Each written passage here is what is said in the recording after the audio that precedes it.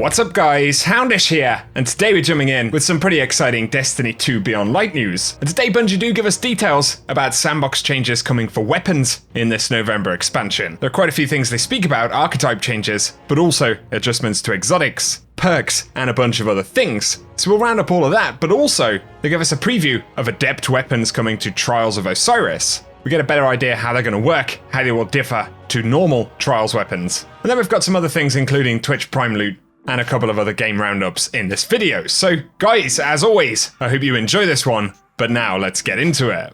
So first up today, something to touch on very briefly, but Bungie do have yet another Twitch Prime gaming bundle for this month. So interestingly, this one does include the Cryptomnesia Exotic Sparrow, and if you look at the pre-order bonus Ghost Shell for Beyond Light, obviously it does have that icy theme. And the Sparrow pretty much matches that, so look out for that, but also Ada 1's Lone Wolf, which I would say is one of the cooler looking ships in the game. And you can get the Flare Gun Legendary emote, as well as the Peerless Precision Exotic Ghost Shell. With some of those items being a bit more interesting than some of the other ones we've had, I figured I'd point them out. A few players like myself have had Twitch Prime for a little while, which you get via Amazon Prime of course. But I'd never actually used it for Destiny because I had all of the items they'd previously featured. So nonetheless, maybe something to check out, and I'll leave all the links for that in the description box below. Of course, we've got some good stuff to talk about in this TWAB, but with a lot of players asking questions about progression, things like saving bounties, and more of the kind of system changes in Beyond Light, DMG did say that working with the team, they're getting the facts straight, and the goal is to touch on economy and progression next week. So be sure to stay tuned here for more of those vital details, potentially in the TWAB, or via other reveals in the next couple of weeks' time. Moving quickly into the TWAB portion of the video, Bungie jump in and speak about how ADEPT weapons will be affecting Trials of Osiris inside of Season 12. So obviously this one's pretty interesting. They do provide an image right here of what some of them are going to look like, but they say here is how ADEPT weapons will differ from the base weapons. So Masterworking an ADEPT weapon grants additional stats, plus 10 for the primary stat as usual, but also plus 3 for alternate stats, and ADEPT weapons can use either a standard weapon mod or a new ADEPT weapon mod, which is earned when going flawless, so a unique ADEPT shader has been made for these weapons as well. The shaders aren't awarded as a consumable when dismantling an ADEPT weapon, as such, they cannot be applied to other pieces of gear. Those are the kind of immediate standouts. You get the normal Masterwork stat, but an additional plus 3 for all of the other stats on the weapon, and then the addition of the new ADEPT weapon mod slot, as well as the shader, so they should stand out pretty well, and they say the mods for the weapons will come in 2 varieties, so weapon stat boosts, each of which grants plus 10 to a particular stat in a similar way to Masterwork stats, so ADEPT range, which will be plus 10, but versions of some existing mods granting an improved bonus, but with a downside, so things like ADEPT Mag, which is plus 40 to magazine, but minus 20 to handling, and Backup Mag, which is plus 30 magazine. But in terms of acquiring these things, players must complete a flawless trials passage and open the flawless chest at the lighthouse, and that's in order to pick up the weapons as well as ADEPT weapon mods. And bear in mind there will still be non-ADEPT weapons acquired in a similar way to what we have now, but each week a different ADEPT mod can drop from the flawless chest, and ADEPT weapon mods will be on a weekly rotation, so a given mod may not make an appearance until later in the season, but the mod is unlocked for use on owned ADEPT weapons when acquired, and ADEPT weapons will be available from the flawless chest on a bi-weekly basis, alternating with armor drops. Plus, the first ADEPT weapon acquired on a given week will be a pinnacle drop, and those are going to be on a set rotation. And so we will be able to continue to earn alternate rolls on specific weapons moving forward.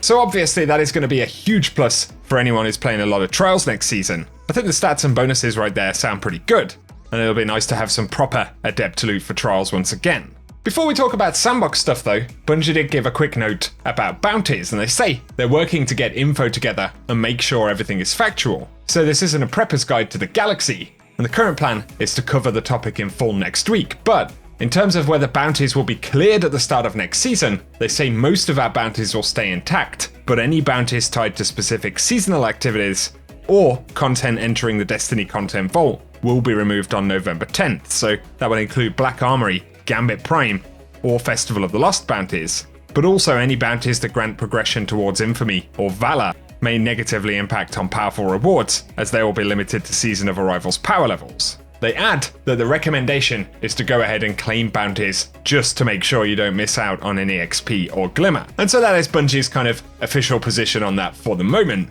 But we do have that vital info. If a piece of content is going into the Destiny content vault and it has bounties associated with it, whether it's a planet or a piece of seasonal content as they say, those bounties are going to be going away. So just bear it in mind if you do decide to hold on to anything. Now though, we get into the Sandbox updates that Bungie will be bringing for weapons in Beyond Light. And getting straight into it, for hand cannons, they say that they're making changes to give hand cannon subfamilies more diversity and more reasons for use. So straight away, for aggressive hand cannons, they've increased the rate of fire from 110 to 120. And they've also broken out aggressive hand cannon stats, allowing for custom tuning, so damage fall off for 100 range in the subfamily now starts at 32 meters. But of course that switch to the rate of fire is a pretty big one.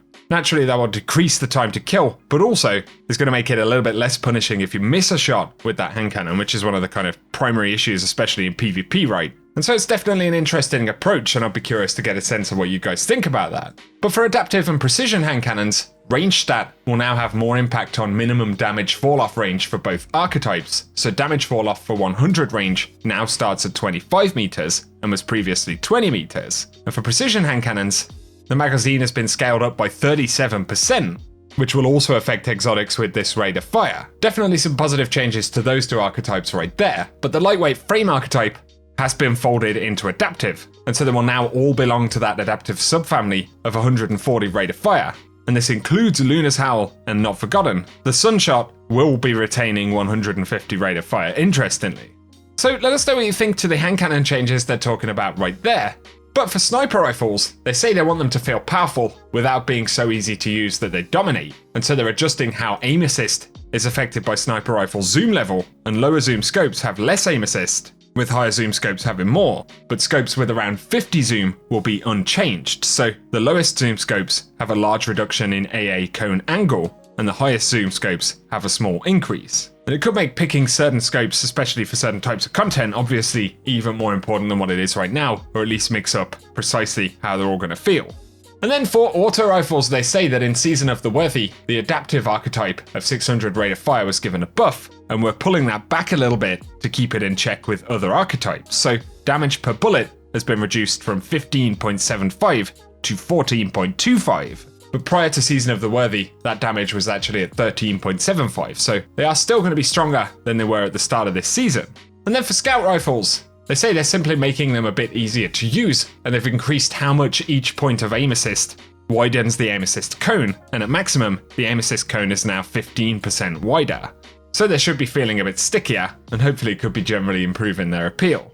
But for rocket launchers, they say these heavy weapons currently have very low reserves, so we're adjusting it, and they've increased reserves by 1 or 2 rockets, depending on the inventory stat. And so we should be carrying at least an additional 1 rocket with any launcher in the game. It's certainly a positive. I think some launchers could use some new interesting perks and things like that as well, but they talk about perks here, and for Outlaw, the reload speed increase felt insufficient with certain subfamilies and combinations of roles, so aggressive hand cannons, for example. And so they have increased the reload stat bonus from plus 50 to plus 70 on that perk. Kind of an interesting change right there, but definitely sounds like a positive. And now we get onto some specific weapons as well as exotics. So for Merciless, they've increased the inventory stat from 36 to 55 to increase reserve ammo. And then they have a change for the mountaintop. So despite the fact that of course it is being sunset, they say they're taking on feedback that it can be a bit over top in certain crucible modes. And so they have reduced the splash damage by 33% and increased impact damage such that total damage is 5% lower than before. And so you're going to have to be very direct for that weapon to be effective, but also they've reduced the projectile velocity multiplier from the micro missile perk from 1.4 to 1.2. So it is 20% faster than other breach grenade launchers instead of 40%, and reduced in-air accuracy, including significant projectile error while in the air, which is around 7 degrees without the Icarus Grip mod, and substantially less with it. And so reduced damage, but also velocity and in-air accuracy for the weapon. Definitely, it's going to feel very different in the game once this patch drops. I'd be curious once again to get a sense of what you guys think about that. But then for the Falling Guillotine, they've reduced the heavy attack damage by minus 24% to bring it in line with other swords. But they say it will still continue to be slightly above average, just not to the extent that it is at the moment. So we're going to feel that nerf a little bit right there. And then we have the Mida Multi-Tool and Mini-Tool, and they've moved the Mida Synergy trait to the intrinsic, similar to how the Baroque version works, and that's on the Mini-Tool of course. But they've added the following perks: Hipfire Grip as well as Kill Clip. But but there is an issue with the masterwork on the weapon that prevents it from being upgraded and will be fixed at a later date. That's a curious one, but there is additionally a change to Sturm and Drang. So for Drang, they've moved the Together Forever trait to the intrinsic, pretty much the same thing as with the other weapon, and then accurized rounds and moving target have been added as additional perks. And of course this is on top of archetype changes that we've already heard about. And then we have the Ruinous Effigy, and for Transmutation Spheres, they have reduced the damage of the aerial melee attack by 25%, as well as significantly reducing the damage of the Drain effect on enemy combatants. That's certainly a curious change there. And finally we have Arbalest, which no longer strikes shields multiple times, but its efficiency against shielded targets has been increased. Slightly unexpected change right there. And then we've got the Jade Rabbit, where armor-piercing rounds has been swapped to high-caliber rounds, and this fixes an issue that could prevent the exotic perk from triggering. And so guys, a pretty huge list right there of weapon changes coming in Beyond Light specifically.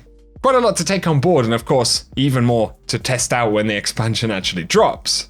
That's kind of the brief overview of those changes for the moment. Of course, we will see patch notes on November 10th. But for the moment, I'd be curious to get thoughts on any of those changes from you guys in the comment section. Something to mention very briefly right here, but a few folks thought they may have found a secret inside of one of the Beyond Light wallpapers. There's this almost kind of maze-like pattern that you can see in the corner of one of them, but Cosmo did confirm, I hate to be the fun police, but this was just an artifact caused by some compression we did of the image. And we didn't want you wasting your talents on a glitch on our end, because of course some folks were looking into whether it could potentially be a secret. So that one is kind of unfortunate, but as we discussed yesterday, a series of secrets have been found via the collector's edition for Beyond Light. It also potentially looks like a puzzle or kind of ARG could start on the 5th of November. And that is an interesting one being the week before Beyond Light, because also potentially that week, we've got the possible end of season event for season 11. Or at least what is described as a possible end-of-season event via a reward in the form of the Calamity Protocol emblem. I think things are only going to get more interesting from here on out, guys, but for today that is everything we have to speak about in this video, so give us your thoughts on all the stuff from TWAB, and once again, there'll be even more news to keep posted with here on the channel, so feel free to turn on notifications and get subscribed.